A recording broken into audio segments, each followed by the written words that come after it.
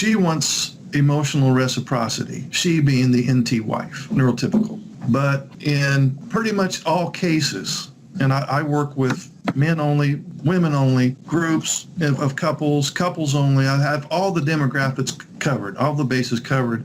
And in almost all cases, the NT wife's approach to try to get you to be emotionally reciprocal ends up raising your anxiety such that you want to just disconnect from her, purely for anxiety reduction purposes, which yields the opposite result of what she's trying to do. And I'm not trying to blame her I'm not trying to blame anybody, but I will go on record as saying that her method of getting you to be a team player and getting you to connect and be more empathic and affectionate, her method of going about that has in too many cases driven you away, which makes, not to blame her, I mean, you have your share, you're contributing to the issues as well, but when you pull away, and in many cases, I got to tell you guys, in many cases, she has become his number one source of anxiety. She's come that far up in status as she is now my number one source of anxiety. I mean, I'm not saying that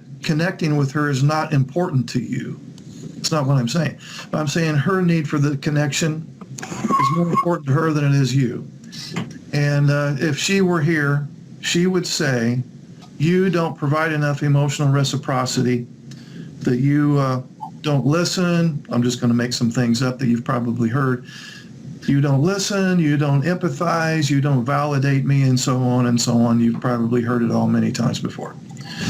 And so if this has gone on for years and years and years, you may have experienced this too.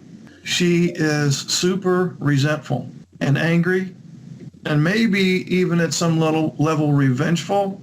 And so what has happened, and I'm not blaming you guys, you're wired the way that you're wired. There's nothing wrong with you. It is what it is.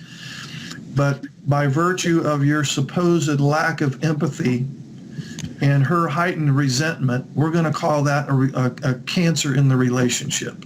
So you guys, most of you are experiencing a relationship cancer right now, and you're in the middle. You've just begun treatment last week. Last Wednesday, you just began treatment. And so the whole point of this conversation is that you can, as much as I almost hate to say it, because it sounds kind of disconcerting at some level, you guys are in for the long haul. You have to be in for the long haul. This is not something we're going to resolve in a few weeks of meeting here. You're going to have to apply the assignments that we talk about. You're going to have to be consistent with it. And she is going to have to see some significant change. So there's actually going to be three things. It's going to have to be significant change. In other words, something that really stands out in her attention. It's going to have to be consistent change. In other words, change that remains consistent over time. And with those two things, a fairly radical change that she views, consistent over time, then and only then will she begin to reduce her resentment level. Right now, it's most likely that many of you guys are experiencing a thing where her heart is cold as ice. And she probably has lost trust. She's probably given up hope in some cases.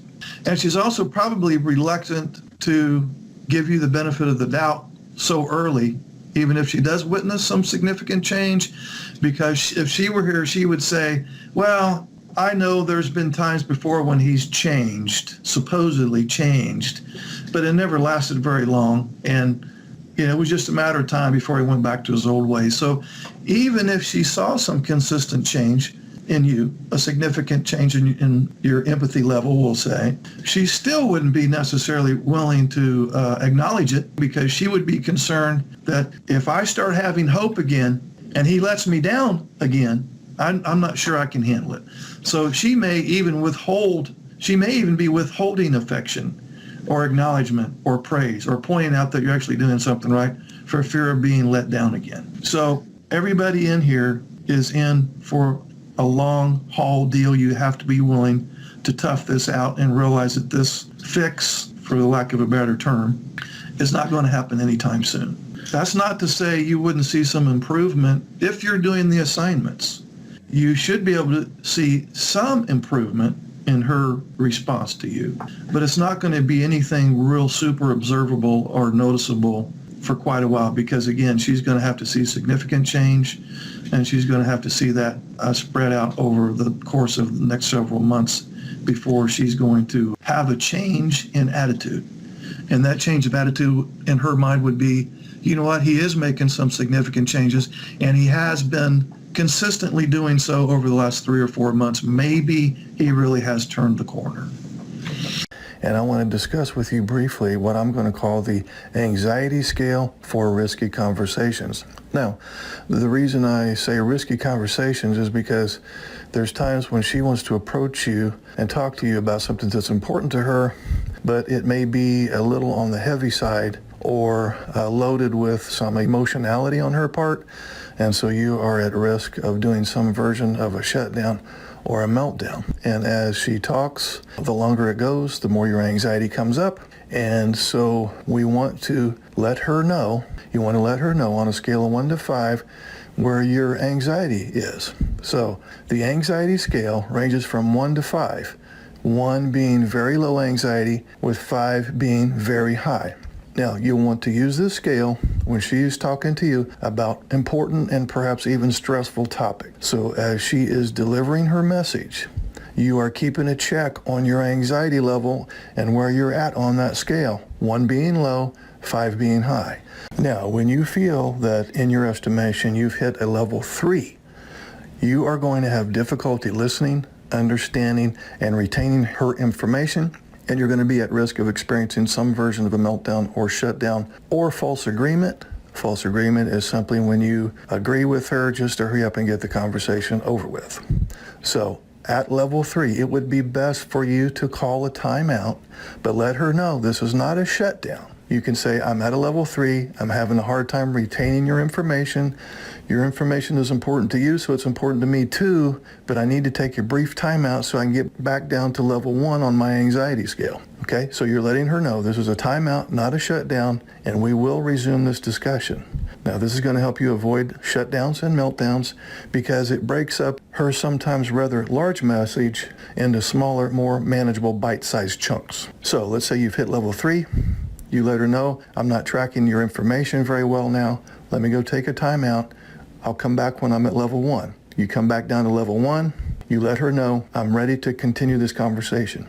And when you come back for round 2, if you hit level 3 again, just repeat the process.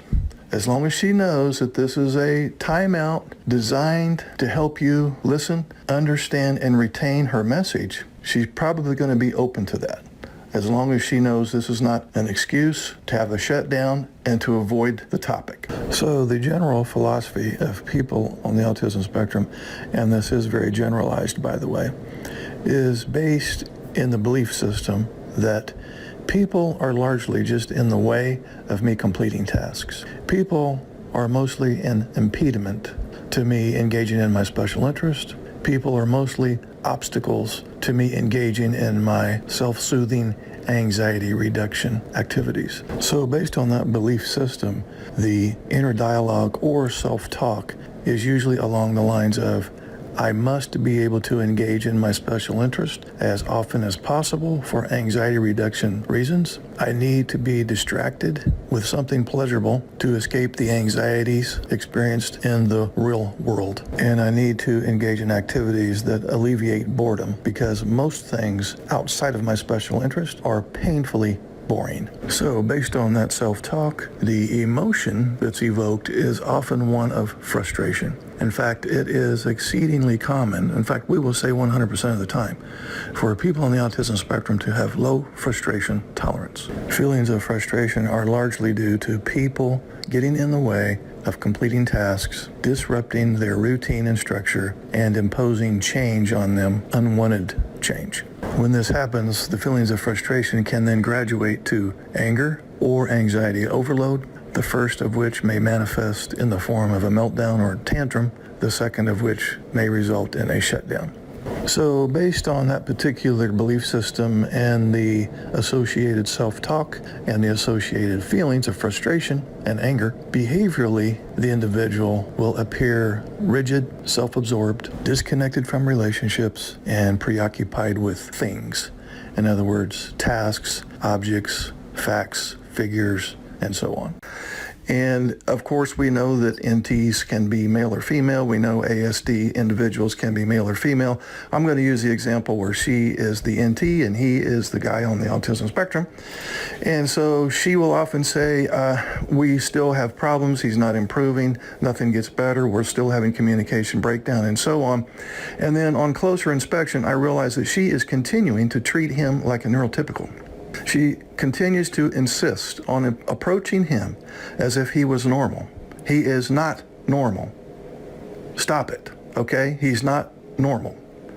And the more you assume that he is going to respond to your neurotypical ways, the more frustrated you're going to be. You wouldn't treat a snapping turtle like a toy poodle, right? You wouldn't give a snapping turtle a bone. You wouldn't play catch with it. You wouldn't have it sit on your lap and pet it. You wouldn't take it to the groomers. You wouldn't take it for a walk around the park and so on. And the longer you treated this snapping turtle like a toy poodle, the more frustrated this turtle is going to get, to the point where he may snap and now you're missing the tip of your thumb and you wonder what you did wrong. Here's a rhetorical question for you. Let's pretend that you met up with somebody from a different planet. And this person had a blind spot, a huge blind spot, with respect to how you think, how you feel, and why you behave the way you do. How would you try to communicate with that entity? How would you respond? How would you try to help? So in this example, let's say that you realized that this person from a different planet had this huge blind spot, but then you took it on yourself to try to improve him, as if he shouldn't be wired that way. And in this scenario, imagine that the harder you tried to fix a deficit that you perceived to be a deficit, the bigger his blind spots became. And then it got to the point where this entity gets so frustrated that now he gives up trying to communicate with you at all. Because, ladies, that's what you're dealing with. You're dealing with somebody who has a huge blind spot with respect to what and why you think the way you do, what and why you feel the way you do, what and why you behave the way you do. And so when you take offense of that, and I'm not blaming you, it's easy to do, but when you take offense of that and try to get him to get it, you're treating your snapping turtle like a toy poodle. And it's getting tired of being dragged around by a dog leash. And the more you do this, the more that snapping turtle is going to get frustrated and snap back. If you're the type of person with high anxiety, you're constantly getting fooled into believing that there's something to be afraid of in the absence of real danger. Fear is when you're afraid of something and you know what it is. Anxiety, though, is when you're afraid of something but you don't know what it is. Anxiety is deceiving because when we feel discomfort, we get tricked into treating it like a real threat. But as the rational part of your brain knows, discomfort is not dangerous. When there is true danger at hand, we either freeze up, run, or fight back. If the threat looks faster and stronger than you, you may freeze up. If the threat looks stronger than you, but slower, you may run away from it. If the threat looks weaker than you, you may fight back. Unfortunately, for people on the autism spectrum, people are their main source of discomfort. And then their body gets tricked into believing that certain individuals are truly dangerous.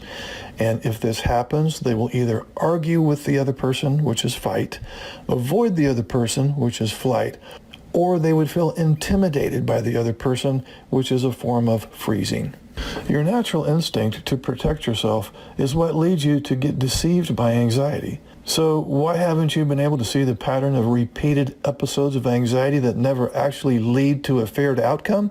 Since your worst case scenarios never come to fruition, why don't you gradually lose your unreasonable anxiety around these scenarios? Well, there's several reasons for this. You took protective steps and there was no disaster. Therefore, you started believing that these steps that you took saved you from disaster. But these steps that you took that supposedly saved you from disaster also cause you to worry more about the next dangerous episode. It convinces you that you were very vulnerable and must always protect yourself. The real reason you didn't experience a disaster is that such disasters are not part of fear or phobia. We're talking about anxiety disorders, not disaster disorders. You get through the experience because the experience isn't actually life-threatening, but it's justifiably hard for you to recognize that at the time. You may be more likely to think that you just had a narrow escape, and this leads you to redouble your self-protection steps. It's these self-protection steps that actually maintain and strengthen the deceptiveness of anxiety. If, for example, we think we just escaped a disaster because we went back and checked the stove 10 times, then we're going to continue to feel vulnerable and continue to feel the need for self-protection. When this happens over and over, we're going to get stuck in the habit of protecting ourselves by certain means. This is when chronic anxiety gets entrenched into our life. We think we're actually helping ourselves, but we're actually getting tricked into making things worse, and this is how deceptive anxiety is. For those of you who have chronic anxiety, you may have noticed that the harder you try to escape it, the worse it gets. The more you fight it, the more you're stuck with it. Thus, if the harder we try, the worse it gets, then what we need to do is to take another look at the protective steps we've been using. With high anxiety, we've been deceived into trying to protect ourselves against something that isn't dangerous, and this makes our anxiety worse over time. So what do we do instead? We allow ourselves to feel what we're feeling, as uncomfortable as it is. Know that this feeling of uncomfortableness will be short-lived, and it will not be life-threatening. So you simply want to allow yourself to feel that emotional pain because, as I stated earlier, running from it makes it chase you. It will chase after you and bring out even more fear as you run for your life. So another common concern that comes up with NT wives about their autistic husband is she will say something along the lines of, he won't answer my questions. I'll ask him, what took you so long? He will say, I don't know. Or she'll ask, what are you planning to do with such and such? And he'll say, never mind. Or he just won't respond to her questions at all. And so what's up with this in the vast majority of cases is he knows that if he answers that question, that's just going to open the floodgates for a bunch of other questions. Or he's simply afraid to answer the question because he feels like he's going to get in trouble for the answer. So if you have asked him a question and then he answers your question, but then you follow that up with 12 other questions, he's going to download that as I'm being interrogated, this raises my anxiety. Or if you have asked a question and he gave you the answer and you didn't like it and then you had a problem with the answer and chastised him accordingly, then he's going to be gun shy about answering any of your questions. Or he is going to give you the answer that he thinks you want to hear just to get you off of his back. So one of the things that you could do in this case would be to let him know prior to asking the question that you're not going to be asking follow-up questions, or he's not going to be in trouble for the answer to the question. So you could say, I've got one question. I would like the answer to it. I promise not to follow that up with a dozen other questions, and I promise not to use your answer as an opportunity to get punitive or parental. So if he knows he's not going to be interrogated or criticized, he's going to be much more likely to answer your one question. Fighting multiple battles is making you physically and mentally sick. I run into all the time, really, neurodiverse couples who fight every battle that comes down the pike. Neurodiverse couples are notorious for just piling a bunch of disputes on the table without categorizing, prioritizing. They won't talk about how sex isn't good, the money problems, kid problems, quality time or lack thereof, chores are not getting done, or somebody feels like they're doing all the chores, and pet peeves, dirty dishes, the in-laws, and the list just goes on. And they're both just chasing their tails, quite honestly. And the problem with that is if you are not judicious about which battles to fight and you just fight everything, then you become toxic to one another. And you get the two of you in the same room, and it almost always ends up in some kind of a debate or argument or fight, etc. The problem with this is people who fight every battle that comes down the pike also are in a lot of emotional pain. Chronic, low-grade emotional pain is what I call it. And those who are in chronic, low-grade emotional pain tend to perceive slights and disrespect where there is none. And If they are always on the alert for any sign of disrespect or lack of cooperation or a personal insult or being controlled by the other person, etc., they're going to be much more willing to continue to fight every battle that comes down the pike. So over time, they're fighting more and more battles, thus increasing the emotional pain, and you're in this cycle. So obviously, you would want to do the opposite of that. And my suggestion would be to pick the top 3 issues that you want to resolve. I'm not saying don't fight any battles, and I am saying you want to do fair fighting. But you don't want to fight every battle that comes down the pike. And so I would say pick 3. Just for starters, pick 3, but don't fight all 3 at one time. So brainstorm about the most important issues. Keep it to 3 just for now. Try to have some dialogue on one of those 3. And then when you get some resolve on one of those, then you can move on to the second one. Then you can move on to the third one. All others are not fair game for one damn comment. Let me repeat that. Anything outside of those top 3 is not fair game for debate, argument, discussion, etc. Pick your battles carefully. And if you choose to fight every battle that comes down the pike, you are choosing mental illness and physical illness. And if you're getting sick by fighting too many battles at once, hasn't manifested in mental health issues or physical health issues yet, give it a few years, and then you'll know exactly what I'm talking about.